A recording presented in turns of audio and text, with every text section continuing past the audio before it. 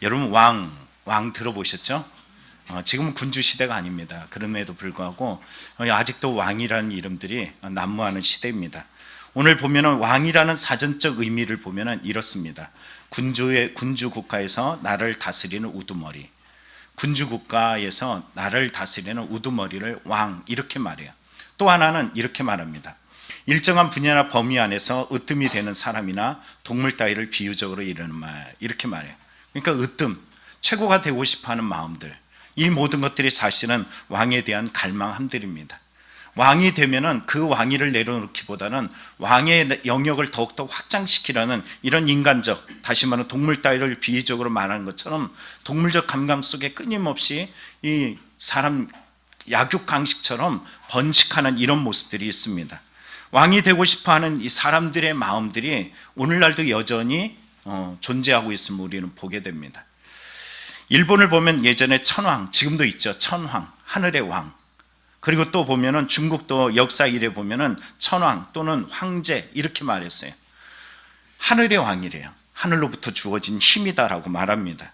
그리고 무너진 시리아, 얼마 전에 무너졌죠. 여기 보니까는 시리아의 독재, 실제적으로 보면은 군주국가와 똑같이 대통령이라는 이름을 가지고 있지만 그의 행태를 보면 왕의 모습입니다. 사람들을 자기의 마음에 들지 않으면 다 죽이고, 그리고 없이 만들고, 그리고 세계를 독재하고, 그리고 교도소 보면 얼마나 많은 사람들을, 반대하는 사람들을 가두었던지 그 지하 밑에 수많은 사람들이 갇혀 있는데 도저히 찾아낼 수가 없을 정도라고 이야기해요. 결국 무너지고 그 시리아의 대통령은 러시아로 망명하는 이런 사태를 우리는 성경에서 봅니다. 그럼 예수님 시대 때 군주는 어땠을까? 오늘 성경이 이렇게 말합니다. 그때 가이사 아구스도가 영을 내려 천하로 다 호적하게 하였으니, 여러분 여기에 보면은 가이사 아구스도, 이 역사적 인물입니다. 가이우스 옥타비우스, 8월이란 뜻을 가지고 있어요. 그의 모습을 보면은 이 아우구스도라고 말하는 이 사람의 힘을 우리는 보게 되는데요, 자신의 지배력을 강화하기 위해서 영을 내립니다. 이 영이라는 것은 법령, 칙령이에요. 들어도 되고 안 들어도 돼, 이게 아니에요. 그가 말한 것은 곧 법입니다. 이 법은 꼭 지켜야 되는 것이었어요. 그런데 그의 법의 영역이 어딘지 그 다음 부분에 나오죠. 파란 글씨로 써놓은데 천하예요. 천하로 다. 그러니까 천하에 있는 모든 존재들이 다 그의 명령 아래 귀속되어 있고 순종합니다. 그럼 다름 아니라 호적하라. 자기 이름들을 고향 땅에 가서 이름하라, 이렇게 말한 것이에요. 인구조사를 한 이유는 세 가지로 나눕니다. 첫째는 자신의 통치 아래 있어, 너희들은 내 통치 아래 있어, 이게 첫 번째 부분이고, 두 번째는 너희는 내 것이야, 너희는 나의 영역이야, 감히 까불지 마, 이런 것이에요. 세 번째는 자기 힘의 영역뿐만이 아니라 경제적 영역, 너희들은 나의 필요에 의한 존재야, 이겁니다. 그러니까 이렇게 보면은 그는 철저하게 자기의 힘을 과시하기 위해서, 자기의 나라를 확장하기 위해서 자기의 명령에 의해서 철저하게 순종하며 자기만 높아지려는 이런 모습을 우리는 성경에서 보게 됩니다. 그러나 예수님은 다릅니다. 이 땅에 오신 예수님은 어떤 모습일까? 그 오심을 오늘 성경 속에 기억하시고 다시 한번 다시 오실 예수님, 재림하실 예수님을 믿음으로 기대하고 준비할 수 있는 깨어있는 신앙이 되길 축복합니다. 오실 예수님은 어떤 모습인가? 오신 예수님은 어떤 모습인가? 오신 예수님은 세상을 주관하는 왕으로 오셨어요. 아니, 무슨 말이야? 지금 세상에 누가 주관하고 있어요? 가이사가 주도하죠. 세상의 왕이 주도하고 있어요. 가이사 힘을 성경에서 보게 되죠. 황제가 망을 하는 순간에 그건 법령이 되고 천하의 모든 사람들이 다 순종해야 됩니다. 신적 존재예요. 그 신적 존재가 자기가 세운 총독을 통해서, 그 총독을 통해서 일을 시키면 그대로예요. 사람을 죽일 권세도 누구에 있냐면 총독에게 있어요. 그러면 총독을 주관하는 인물은 누구냐? 왕에게 있어요. 사람을 죽이고 살리고의 힘이 누구에게 있느냐? 세상의 왕인 가이사에게 있습니다. 얼마나 총독 구레뇨라고 이야기한 2절에 보면 이 총독 구레뇨, 자, 그의 모습을 우리는 2절에서 보게 되는데요, 그의 구레뇨라고 이야기죠. 천하에 다 다스렸던 이 구레뇨 인물을, 성경에서 말했던 이 인물을 보면서 사람들이 이런 말을 해요. 이거 가짜 아니야? 예수와 구레뇨가 전혀 상통하지 않아. 역사적 인물로 맞지가 않아. 왜? 구레뇨라는 사람은 AD 6년부터 9년까지 활동했던 사람이에요. 총독으로. 그러니까 이 사람들이 의심을 했어요. 뭘 의심하냐면 성경을 의심하기 시작해요. 하나님이 이 땅에 오셔서, 예수가 오셔서 거짓이네, 호구네, 뻥이네 이렇게 말했습니다. 그런데 어느 날 발견을 하나 하게 되었습니다. 다름 아니라 당대의 고대 역사가인 요세푸스가 이런 말을 했던 문서가 발견됐어요. 바로 가이사 어구스도가 당시 시대 때 바로 이 구레뇨란 이 총독이 2번을 재임했다라는 거예요. 사람들은 첫 번째 재임이 아니라 2번째 재임을 보면서 자기 생각 기준으로 말하는 거예요. 예수는 뻥이야, 허구야, 가짜야 이렇게 말했어요. 그런데 그가 발견된 고대 역사가 요세푸스의 글에 보면은 아니야, 첫 번째, 2번째, 2번이나 그는 총독으로서 이 땅에서 존재했어. 2번이나 했다니까 이렇게 말해. 이선을 했다는 거예요. 그런데 또 하나 또 발견된 것이 있습니다. 람제이라는 사람이 발굴한 고대 문서가 하나 있습니다. 여기에 보면은 구레뇨가 기원전 BC 12년부터 2년까지 그가 이 땅에서 바로 그가 총독으로 일하고 있었음을 보여주는 글을 발견하게 되었어요. 그러면 세상의 힘도 진짜고 예수가 존재하는 것도 진짜예요. 맞죠? 세상의 힘, 역사적 힘도 진짜고 예수도 역사적 인물인 것을 성경은 분명히 말해주고 있습니다. 천하를 다 다스리는 그 명령하는 힘의 권세, 분명히 눈에 보이기는 그 세상이 다스리는 힘이 세상을 주관하고 있고 세상의 명령을 따르면 모두가 다 따를 수밖에 없는 이 힘의 원리에 의해서 움직이고 있어 이렇게 말합니다. 당시 때 가이사라고 말하는 이 왕 아구스도라는 이 사람이 얼마나 영향력이 있었는지요. 그가 죽고 나서 14년 후에 이 로마의 원로원은 그를 신으로 승격화시켜요. 그리고 신으로 승격시키고서는 언제까지냐면 313년 콘스탄틴이 로마를 국교화시키기 그 전까지 어떤 것이 성행했냐면요, 황제를 신으로 등극화시키는 놀라운 황제 신전을 만드는 일들이 바로 이 사람 때문에 시작됐습니다. 그러면 그가 명령한 것은 어떻게 한다고요? 신적 존재니까 들어야 돼요, 말아야 돼요? 당시 힘으로도 움직였지만 그 다음은 영적 권위까지 침투해가지고 사람들의 마음을 흔들어 놨고요. 그 황제를 숭배하지 않는 사람들은 그 힘 아래서 다 순종해야 돼. 기독교도 여기 있어야 돼서 너 내 말 듣지 않으면 다 죽는 거야 하면서 많은 사람들을 박해하고 그리고 원형 경기장에 짐승의 먹이로 만들고 그 죽어가는 사람들을 보면서 환호했던 시대가 바로 어구스도 다음 세대에 이루어졌던 일들입니다. 그럼 실제적 힘은 어디 있어요? 가이사 아구스도. 그의 못 속에 이런 일들이 이루어졌다라는 것입니다. 그런데 성경이 이 일들을 그대로 말해주고 있어요. 자, 계시록에 보면 이렇게 말합니다. 용이 짐승에게 권세를 주었다. 여러분, 그 힘이 누가 줬다? 용. 여러분, 이 용이 뭘까요? 옛뱀, 사탄 이렇게 말합니다. 마귀 이렇게 말해요. 이 일들을 통해서 누구만 경배하라? 용. 누구만 경배하라고요? 세상의 것은 누구에게로부터 왔대요? 요한일서 2장에 말하기를 하나님께로 온 거 아니야. 세상으로부터 왔어. 예수를 믿는다 그런데 예수를 왕으로 섬기지 않고 난 예수 믿어 그러면서 자기 마음대로 하는 사람은 여러분 요한복음 8장에 누구의 아들이래요? 마귀의 아들이래. 누구를 경배하고 있어요? 마귀를 경배한대. 근데 이게 원리가 누구에게 주어졌냐면 요한계시록에 말해요. 용이 짐승에게 권세를 줘서 사람들은 그 권세 빼앗겨가지고 용을 경배하고 또 누구를 경배해? 짐승도 경배해. 그러면 이 짐승이 누굴까요? 로마예요. 근데 로마의 황제가 누구예요? 가이사예요. 가이사를 경배하게 만들었다는 것입니다. 누가 이 짐승과 같으냐? 누가 능히 그와 더불어 싸우리요? 힘이 없다라는 것이에요. 아무리 봐도 세상을 바라봐도 이 세상의 힘 앞에서 예수를 믿는 믿음은 보잘것없고 별 볼 일 없습니다. 지금 성경에서도 봤던 것도 마찬가지예요. 세상의 힘 앞에서 그리스도는 별 볼 일 없어서 그가 다 명을 내리면 그 명령에 따라서 호적을 하기 위해서 그는 나사렛으로부터 그는 베델까지 그는 이렇게 베들레헴까지 쫓아갈 수밖에 없는 미약하고 힘없는 존재로 드러나고 있습니다. 그런데 성경은 무슨 말을 하냐면 아니야. 너의 눈에 보면은 가이사가 주도하는 것 같지, 너의 눈에 보면은 그 힘이 주도하는 것 같지, 세상의 돈과 세상의 권력과 세상의 능력들이라는 것이 중요한 것 같지, 실상은 그렇지 않아. 다 여기 안에 있어, 이 말이에요. 그게 뭘까요? 어디에 가서 지금 호적하라? 너 고향에 가서. 그럼 예수는 나사렛 사람이라고 생각됐어요? 요한복음 1장에 보면 뭐라 그래? 나사렛 예수라 그래요. 그러나 실상 그는 어디 사람이라는 거예요? 호적을 통해서. 여러분, 본 적이 어디예요? 오늘 예수가 어디에 타여났느냐 이거예요. 그래서 성경에 누가복음 2장 3절에 말합니다. 모든 사람이 호적하러 각각 고향으로 돌아가며 요셉도 다윗의 집 족속이므로 갈릴리 나사렛 동네에서 유대를 향하여 베들레헴이라는 다윗의 동네로 갔다, 이렇게 말합니다. 베들레헴으로 간 이유는 뭐냐? 예수가 누구냐라는 거예요. 지금 나사렛에서 태어나면 하나님의 언약이 성취되지 않습니다. 그럼 예수는 가짜가 되는 거예요. 그런데 베들레헴에 났다, 이게 어떤 의미일까요? 여러분, 마태복음 2장에 보면은 헤롯이 자기에게 온 이 동방박사가 야, 왕이 어딨냐 그랬더니 깜짝 놀라갖고 소동하다가 그가 제사장을 부르고 그가 서기관을 불러서 야, 메시아가 어딨냐 물었더니 그들이 성경을 찾았던 내용이 이렇게 나옵니다.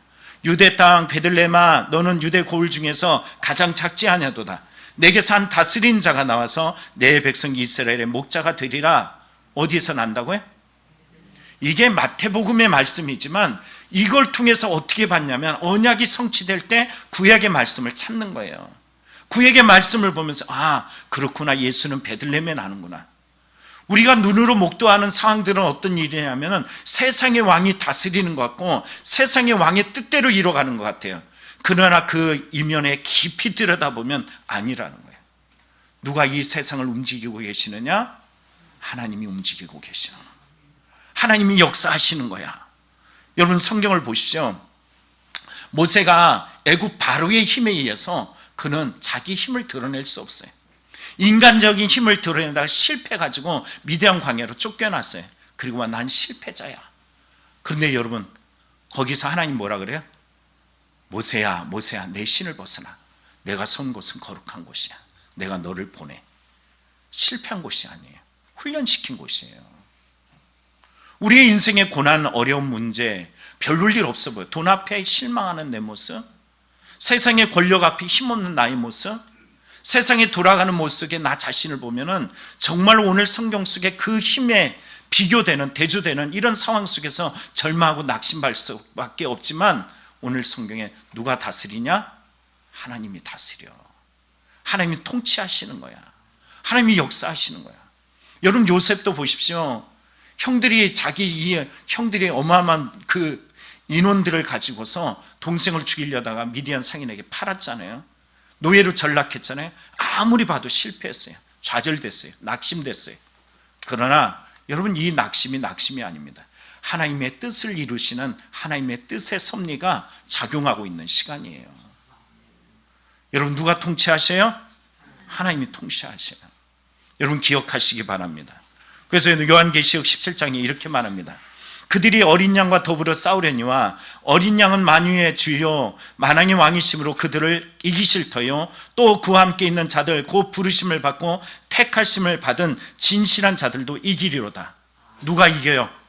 예수 그리스도를 믿는 자, 말씀에 의지하는 자, 그 말씀을 바라보면서 죽기까지 순종하며 뜻 앞에 나아가는 자들이 승리하는 줄 믿습니다. 이 믿음을 잃어버리지 않는 성도의 신앙이 되기를 간절히 축원합니다. 두 번째는 예수님의 오심은 은혜를 베푸시기 위해 오셨어요. 여러분, 누가복음 2장 6, 7절에 이렇게 말합니다. 거기 있을 그때 해산할 날이 차서 첫 아들을 낳아 강보를 싸서 구유에 누였으니 이는 여관이 있을 곳이 없음이라. 여러분 보십시오. 예수님이 오셨어요. 근데 유대 사람들은 당시에 때 어마어마한 힘들고 어려운 시기를 지나갔다 가서 로마의 지배 아래 있는 식민지 국가입니다. 그들이 더욱더 간절히 기다리는 건 메시아였어요. 그 간절한 메시아가 오셨어요. 그런데 어때요? 사람들 알아봐요, 못 알아봐요? 지금 예수가 오실 때 귀한 자기의 왕궁을 내줘야 되는 게 맞아요. 마태복음 2장처럼 동방박사 와가지고 예루살렘에 이분을 모셨겠지? 착각이었죠? 심지어는 베들레헴 갔더니 여관에 누울 공간조차도 없습니다.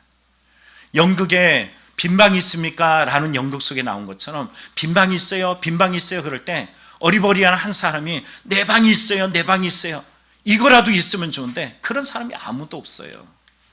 예수님이 누일 곳이 없습니다. 다 자기 방, 자기가 원하는 거, 따뜻한 거, 좋은 거, 이것은 다 자기가 자리를 차지하고 있습니다. 내 생각, 내 기준, 내 방법, 그 모든 것에 예수의 오신 방법과 자기가 원하는 방법이 완전 다르거든요.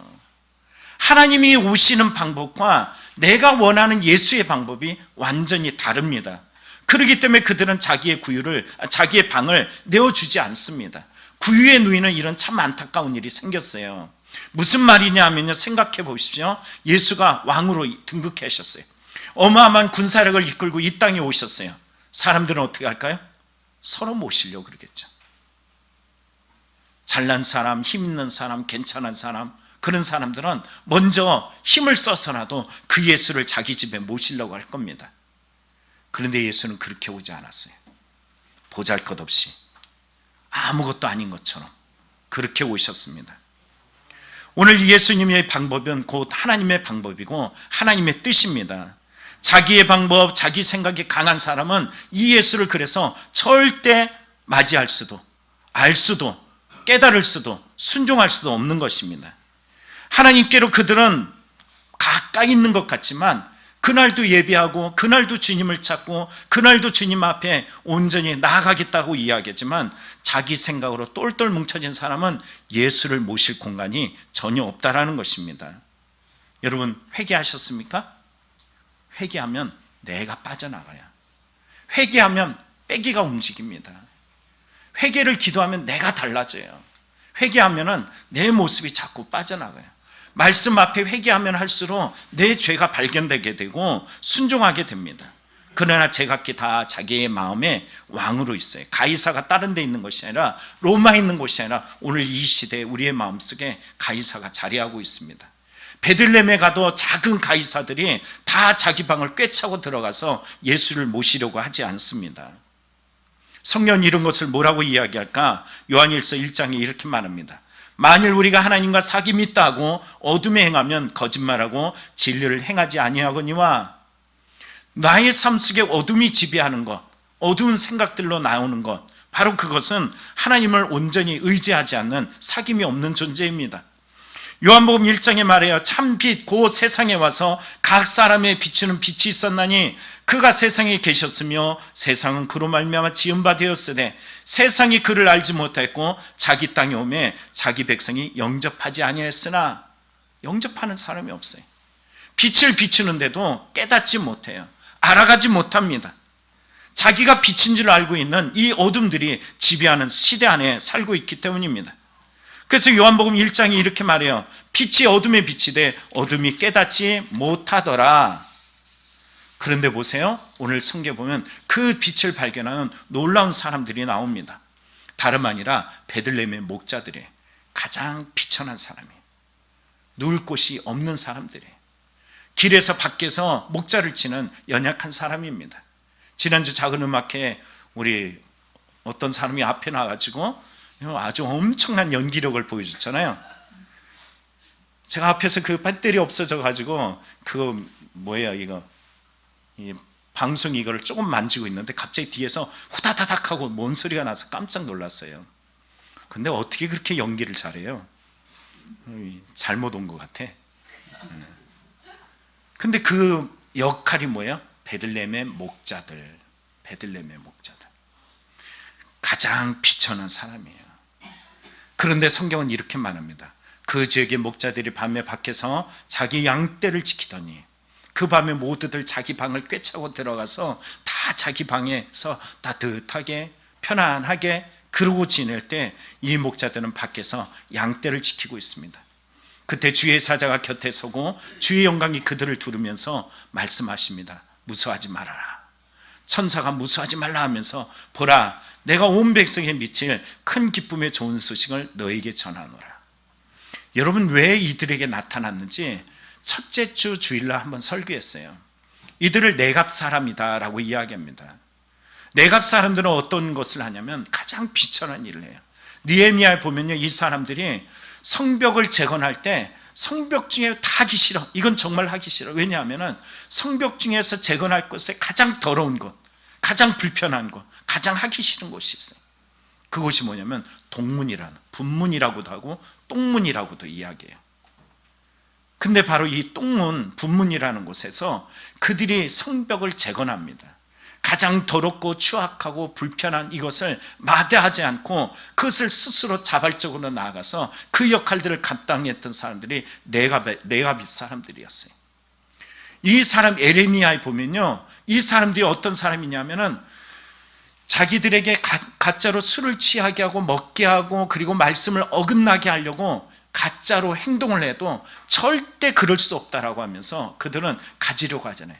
도리어 손을 내밀고 신앙을 지켜나가는 순수한 신앙의 결단력이 있습니다. 이들이 이러한 모습을 우리는 이렇게 말해요. 내가 돈이 없지 믿음의 가오가 없냐? 우리 옆 사람에게 한번 이해할까요? 내가 돈이 없지 믿음의 가오가 없냐?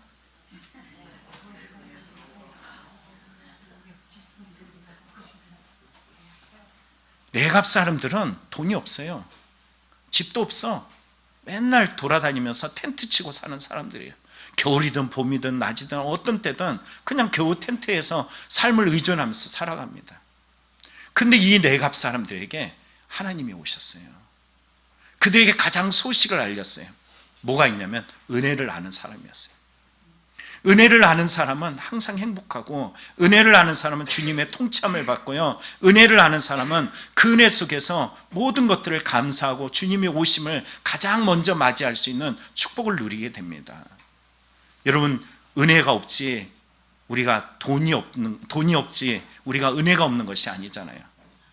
우리는 돈이 없어, 우리는 건강이 없어, 우리 뭐가 없어 그러는 순간에 심지어는 가지고 있는 은혜마저도 99%가 1%로 전락하고 그리고 없는 것이 되어져 버립니다.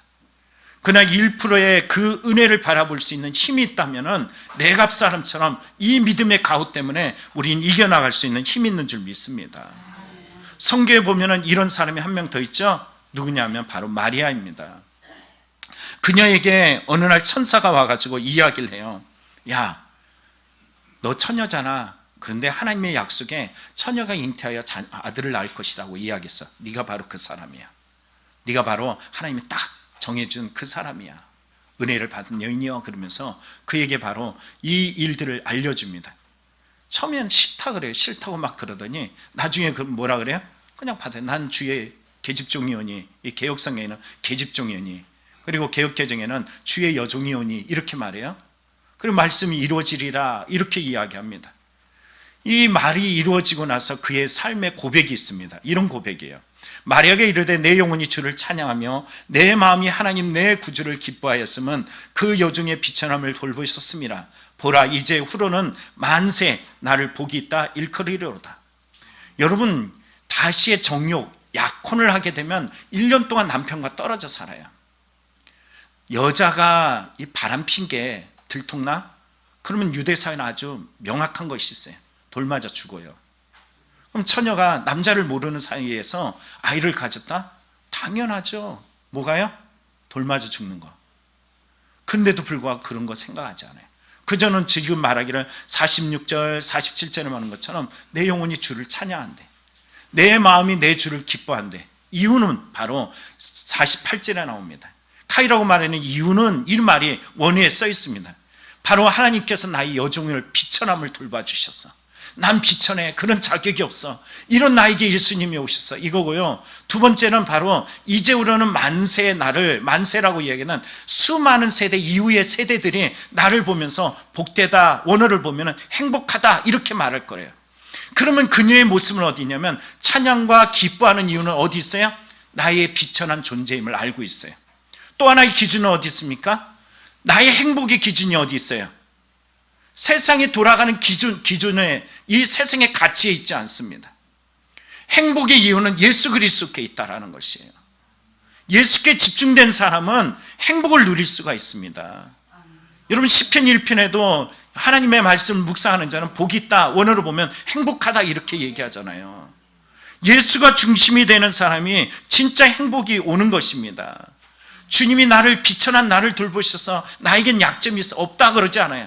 그런데도 이런 나를 돌봐주셔. 나는 행복하지 않고 연약한데도 불구하고 주님이 나를 선택해 주셨어. 이게 바로 행복의 이유고 찬양의 이유라는 것입니다. 이렇게 할 수 있었던 이유가 뭐라고요? 시편 1편에 뭐가 보기 행복한 사람이라고요? 여호와의 말씀을 묵상하는 자. 근데 여기도 똑같습니다. 시편 누가복음 1장 38절에 말해요. 주의 여종이오니 말씀대로 내게 이루어지리다. 말씀이 성취되는 마음들을 그 사람이 은혜를 누릴 수 있는 사람입니다. 다른 말로 이야기하면 자기의 마음을 비운 사람, 그 사람은 은혜를 누릴 수 있어요. 근데 마음에 온갖 잡다한 건 내 생각, 세상의 기준, 세상의 상처, 세상의 절망, 부정적인 것들, 이런 요소들이 내 마음에 있으면은 주님이 올 공간이 없습니다. 베들레헴의 그 방에 빈 방이 없었던 것처럼 내 마음에도 빈 방이 없으면은 은혜가 없습니다. 여러분, 얼마 전에 우리 찬양대에서 불렀던 내 마음의 한 자리라는 찬양이 있어요. 그 가사에 보면 이런 가사가 있습니다. 내 마음의 한 자리, 가장 귀한 그 자리, 주 오셔서 다스리소서, 주님만 나의 영광. 내 마음의 한 자리, 가장 귀한 그 자리, 주 오셔서 앉으소서, 주님만 나의 보배. 내 마음의 한 자리, 가장 귀한 그 자리, 주 오셔서 다스리소서, 주님만 나의 영광. 주 오셔서 다스리소서, 주님만 나의 영광. 왜 내 마음이 안 소중하겠어요? 내 마음이 무시당한다 그러면 왜 상처 안 입겠습니까? 내 마음은 내 것이어서 내 자리를 내어주는 것은 상처받는 일이고 참 힘듭니다. 그런데 오늘 마리아가 보여주는 것처럼, 네겝 사람들이 보여주는 것처럼 그 마음을 주님 앞에 내어놓지 못하면 은혜가 없습니다. 은혜를 받으려면 내 마음에 가장 귀한 그 자리를 주님께 내어줘야 됩니다. 은혜는 참 까먹기 쉬운 것입니다. 화장실 갔다 나오는 것과 똑같습니다. EBS 다큐멘터리를 보는데 한 의사가 그런 얘기를 해요. 어떤 사람이 죽겠다고 해서 병원에 왔대요. 그래서 자기가 그 진단을 해서 답을 알아냈어요. 그리고 이 약을 먹으십시오. 그리고 처방을 내립니다. 당신은 운동이라는 처방도 필요하고 약을 꾸준히 먹어야 됩니다 라고 처방을 한대요. 여러분, 그 다음에는 어떻게 될까요? 좋아질까요? 나빠질까요? 그렇죠, 좋아지죠. 좋아져요. 그러면 그 다음에 다시 병원을 찾지 않는다는 거예요. 그럼 언제 찾을까요? 어떻게 알았어요? 다 경험이 있으신가 봐요? 재발하면이에요. 맞습니다. 재발하면. 당연히 재발이 옵니다. 시킨 대로 안 하니까 재발이 와요. 재발 상황이 오게 되고 그때서야 비로소 또 다시 찾지만 이전보다 훨씬 악화된 상황이에요. 더 고치기가 힘든 상황입니다. 은혜도 마찬가지입니다. 우리에게 주신 은혜들이 있으면 그 은혜들을 잃어버리면 안 돼요. 잃어버려서도 안 되고 잊어버려서도 안 되고 내 마음을 날마다 비우는 이 상황들, 그리고 이 노력들, 이 기도들, 날마다 나를 쳐서 복종하는 이 수고가 내게 없으면 내 마음의 방에 은혜가 매일같이 없는 것 같이 느껴집니다. 여러분, 당시 베들레헴에는 빈 방들이 하나도 없었대. 그러면 여러분의 마음에는 빈 방이 있습니까? 은혜를 채울 만한 그 방이 있습니까? 여러분, 그 은혜를 누리는 성도들이 되길 축복합니다. 마지막 세 번째는 예수님의 오심은 사랑으로 오셨습니다. 공생의 기간에 여러분 생각해 보시죠. 예수님을 대적하는 사람들이 얼마나 많아요. 예배 드리는 곳에, 설교하는 곳에, 치유하는 곳에, 가는 곳곳마다 다 대적자들이 있었어. 심지어는 예수님이 십자가에 못 박을 때, 야, 네가 하나님의 아들이면 내려와봐, 내가 믿어줄게, 이러고 있었어요. 여러분, 제가 예수님이라면 그냥 어떤 권능으로 12천사 12령을 불러올 수 있대. 그냥 한 놈이라도, 그 중에서 제일 미운 놈 하나 본보기로 딱 때릴 것 같아. 제 생각은. 여러분은 어떠세요? 여러분 다 밀어버릴 것 같죠? 근데 주님은 안 그래요. 자기를 십자가에 못 박았던 그 권세들이 자기의 수명이 다 마치는 날까지 내버려뒀어요. 뭘까요? 기회예요, 기회. 사랑이에요. 왜 그냥 그 자리에 죽여버려도 되는 존재들을 왜 그 십자가의 모진 고통 속에 왜 죽이지 않고 끝까지 다 이루었다 그러시고 나서 부활하시고 났으면 와서 복수를 해야죠. 왜 안 하셔요? 그게 사랑입니다. 사울을 보십시오. 그 사울같이 전혀 바뀔 것 같지 않은 사람을 사울아 왜 네가 나를 핍박하느냐 했던 그 사울조차도 끝까지 기다리셔서 변하게 만드신 주님이세요. 오늘 이 자리에 있는 여러분들, 주님이 여러분 생명을 거두가기까지 하나님의 은혜의 날이고 하나님의 기다림의 시간이고 하나님이 여러분을 사랑하셔서 여전히 우리에게 베푸시는 축복의 시간인 줄 믿습니다. 예수님을 위해서 반기기보다는 맞이하지 않아요. 다 자기 집 꿰차고 있는 그 사람들에게 예수님이 왕이면, 가이사가 왔다고 해보십시오. 방을 안 내죠? 이놈의 새끼들 어떻게 하겠어요? 다 강제로 쫓아낼 겁니다. 옛날에 그 재개발할 때 보시죠. 힘 있는 세력들이 어떻게 해요? 다 쫓아내잖아요. 이유 불문하고 다 쫓아내요. 옛날에 군사정권 때 어떻게 했어요? 내 마음이 안 맞지 다 데려다 다 죽여버렸어요. 힘은 바로 그렇게 움직입니다. 그런데 오늘 보니까는 천사가 이렇게 말을 합니다. 같이 읽어볼까요? 시작. 천사가 이르되 무서워하지 말라. 보라 내가 온 백성에게 미칠 큰 기쁨의 좋은 소식을 너에게 전하노라. 예수님은 이 땅에 좋은 소식으로 오셨어요. 그들을 심판하기 위해서가 아니라 그들을 구원하기 위해 왔습니다. 그래서 천사는 이렇게 말합니다. 오늘 다윗의 동네에 너희를 위하여 구주가 나셨으니 곧 그리스도 출신이라. 여러분 그리스도가 뭐예요? 메시아, 구원자, 너희를 건지기 위해서 오셨어 이 말이에요. 이것을 우리 뭐라 그럽니까? 여전히 그들은 나를 비방하고 나를 원망하고 나를 외면하고 저 구유에 누이는 이런 일들이 있고, 여러분 마태복음 2장에 보면은 이 헤롯은 자기를 죽이려고 동네 사람들을 싸그리 죽여버리는, 아이들을 죽이는 이런 잔혹무도한 일들을 행함에도 불구하고 예수님은 그들을 처리하지 않습니다. 그럼에도 불구하고 기다립니다. 오늘 여러분의 생명, 그 붙어있는 시간이 하나님의 은혜의 시간이고 사랑의 시간입니다. 로마서 5장에 그 예수님이 이 땅에 오신 그리스도, 이렇게 말하죠. 의인을 위하여 죽는 자가 쉽지 않고 선인을 위하여 용감히 죽는 자가 혹 있거니와, 우리가 아직 죄인 되었을 때 그리스도께서 우리를 위하여 죽으심으로 하나님께서 우리에 대한 자기 사랑을 확증하셨느니라. 예수님이 그 사랑을 확증하기 위해 죽기 위해 이 땅에 오셨어요. 그래서 성경은 마태복음 1장에 예수를 이렇게 이름을 합니다. 아들을 낳으니 이름을 예수라라. 왜 예수를 하냐? 왜 구원자라고 표현하냐? 이는 그가 자기 백성을 그들의 죄에서 구원할 자이심이라. 다 알고 왔어요. 너희들의 상태, 너희들의 모습, 너희들의 중심, 너희들의 패부, 얼마나 잘못되고 어긋난지 다 알면서도 예수님은 이 땅에 오셨습니다. 이러한 모습으로 우리에게 오셔서 보여줬던 이 예수님의 사랑, 바로 성경은 이렇게 말해요. 우리가 사랑하면 그가 먼저 우리를 사랑하셨습니다. 나에게 사랑이 좀 있어요? 내 힘이 아니에요. 주님이 사랑하셨어요. 근데 여러분, 예수님의 사랑을, 내가 그 사랑을 동일하게 살아가는 거 쉬워요? 어려워요? 엄청 어려워요. 쉬워요? 어려워요? 엄청 어려워요. 엄청 어려워요. 어제 우리 김경자 전사님하고 잠깐 얘기하다가 참 귀한 은혜들을 받게 됐습니다.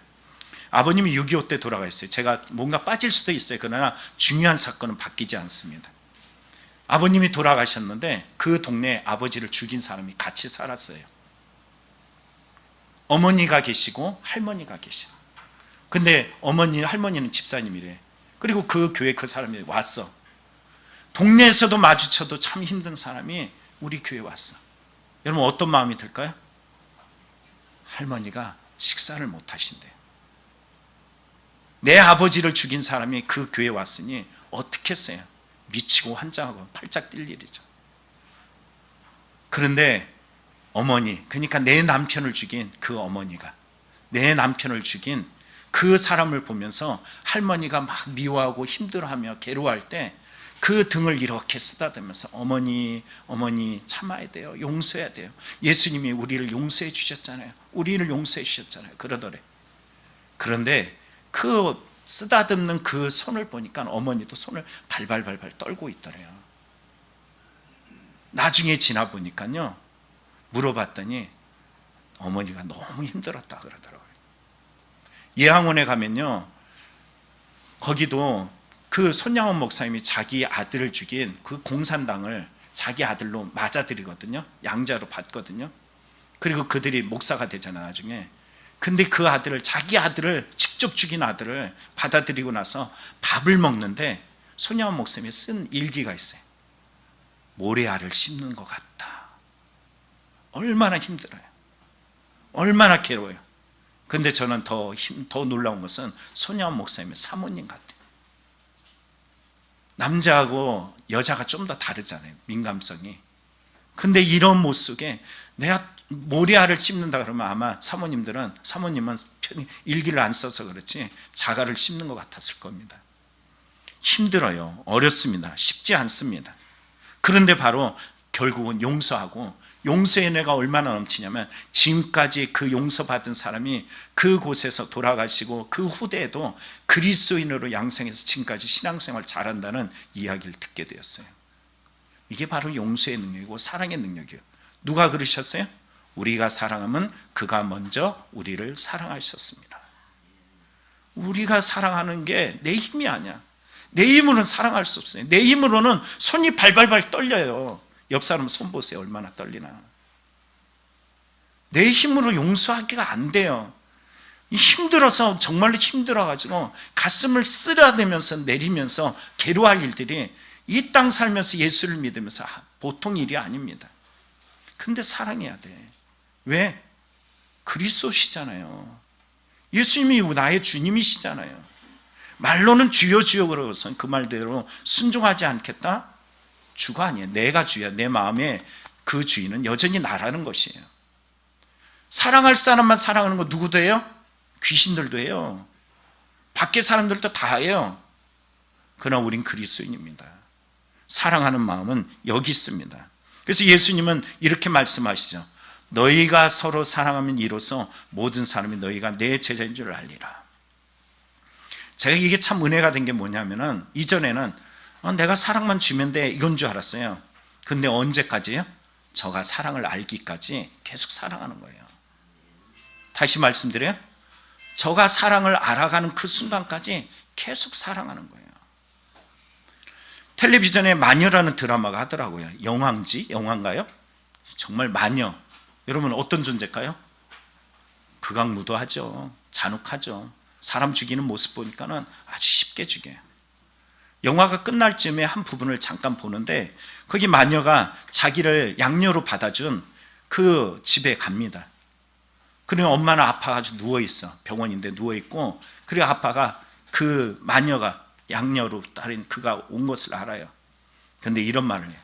나는 너를 딴 데 보내고 싶었어. 내용인지 이게 정확하게 내용만 얘기하는 거예요. 너를 딴 데 보내고 싶었어. 짐승이 막 죽어지고 이런 모습 보니까는 너를 못 키우겠더라. 그런데 네 엄마가 그러대. 계속 사랑해주면 언젠가 바뀌겠지. 그래서 받아준 거야. 여러분 성경이 이런 얘기를 해요. 너희가 서로 사랑하면 이로써 모든 사람이 너희가 내 제자인 줄 알리라. 그 무시무시한 마녀가 그 엄마의 사랑을 통해서 사랑을 알게 됐어요. 여러분 하나님의 사랑은 더 위대하잖아요. 우리의 이 사랑을 우리 안에 온전히 알아가며 살아생전에 그 주님의 사랑, 그 주님의 은혜, 그 주님의 통치하심이 이루어지길 원합니다. 말씀 마칩니다. 예수님의 오심은 왜 오셨어요?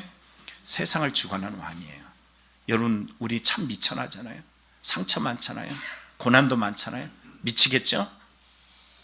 그런데 그런 상황 속에서 우리의 눈으로 보여지는 게 다가 아닙니다. 하나님은 당신의 뜻을 이루어 가시는 과정이에요. 두 번째는 뭐예요? 은혜를 베풀려고 오셨어요. 내 마음을 비우십시오. 나를 내려놓으십시오. 내 마음이 채워진 사람은 절대 은혜를 받지 못합니다. 세 번째는 뭐라고요? 사랑하시게 오셨어요. 사랑을 아는 자는 사랑을 베풀 수 있고, 사랑으로 인내할 수 있고, 사랑으로 살아갈 수 있습니다. 사랑은 상처 안 받는 게 아니에요. 상처 받아요. 그럼에도 불구하고 또 한 번 다짐해요. 손을 벌벌벌 떨면서도 그 상처를 이뤄가는 게 아니라 사랑을 이뤄가는 것입니다. 이 믿음을 오늘도 써나가는 저와 여러분들이 다 되기를 간절히 축원합니다. 기도하겠습니다.